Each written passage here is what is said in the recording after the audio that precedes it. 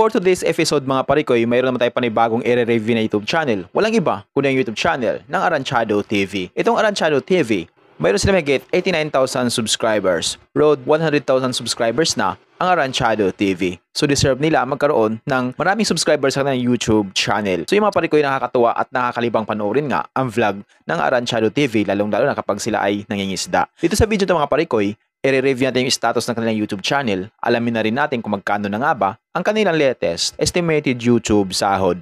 Disclaimer, ang video na ito ay pawang estimated po lamang gamit ang Social Blade. Ang Social Blade ay isang public website na kahit sino pwedeng tumingin dito at maaari nyo rin makita ang lahat ng mga estimated YouTube sahod ng mga vloggers or content creator. At layunin lamang ng video ito na makapagbigay ng inspirasyon sa mga tao makapanood nito, lalong-lalo na sa mga small YouTuber. Ano pa hinintay natin mga parikoy, samahan nyo kung i-review natin ang status ng YouTube channel ng Aranchado TV.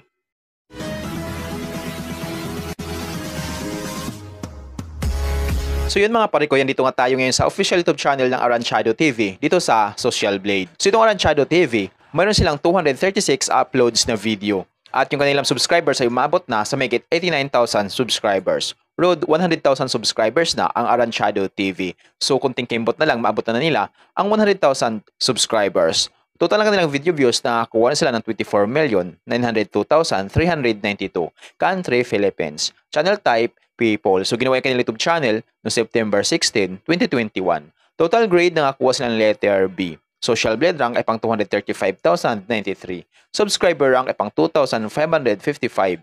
Video views rank ay pang 549,631. Country rank ay pang 1,072 na sila dito sa Pilipinas bilang isang vlogger. People rank ay pang 1,927.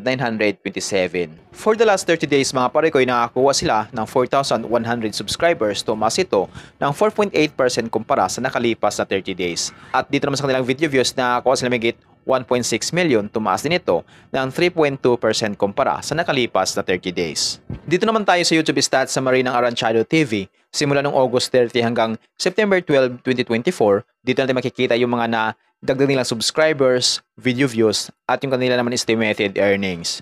Pero yung titingnan natin dito mga parikoy ay yung kanyang daily average at weekly average. So sa kanyang daily average, meron silang $14 sa lowest at yung highest naman ay umabot sa $219. So i-convert natin ito sa piso. Simula natin pag-convert sa lowest na meron silang $14 i-times natin sa 55 ay meron silang 770 pesos na posibilidad kitain sa loob ng isang araw. At kumabot naman lang yung highest, umabot sa $219 i-times natin sa 55 ay meron silang 12,045 pesos na posibleng kitain sa loob ng isang araw. So yung mga parikoy, dito naman tayo ngayon sa kanilang weekly average. So sa kanilang weekly average sa lowest, mayroon silang $96 at yung highest naman ay umabot sa $1,500. So i-convert natin ito sa piso. Simula natin pag-convert sa lowest na mayroon silang $96 i-times natin sa 55 ay mayroon silang 5,280 pesos na posibleng kitain sa loob ng isang linggo. At kumabot naman lang yung highest, umabot sa $1,500 i-times natin sa 55 ay meron silang 82,500 pesos na posibleng kitain sa loob ng isang linggo. So yung mga parikoy, dito naman tayo ngayon sa kanilang estimated monthly earnings. So disclaimer po lamang mga parikoy, ang video na ito ay layunin lamang na makapagbigay ng inspirasyon sa mga taong makapanood nito, lalong-lalo na sa mga small YouTuber. So kung mayroon kayong inidolong vlogger na gusto nyong malaman yung kanilang estimated YouTube sahod, paki-comment lamang sa comment section at gagawa natin ng itong klaseng ori ng video. So yung mga parikoy, dito sa kanilang estimated monthly earnings sa lowest ng Aranchado TV, mayroon na silang $411 at yung highest naman ay umabot sa $6,600.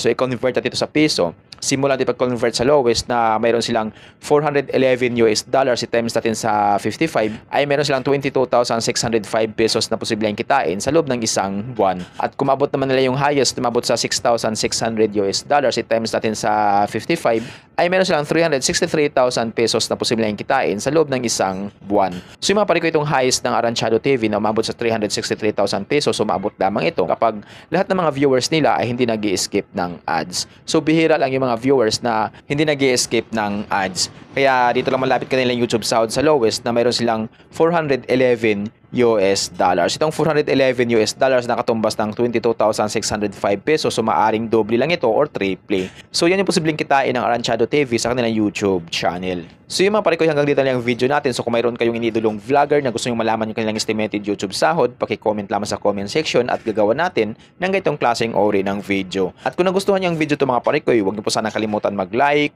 share at mag-subscribe sa munting channel na ito.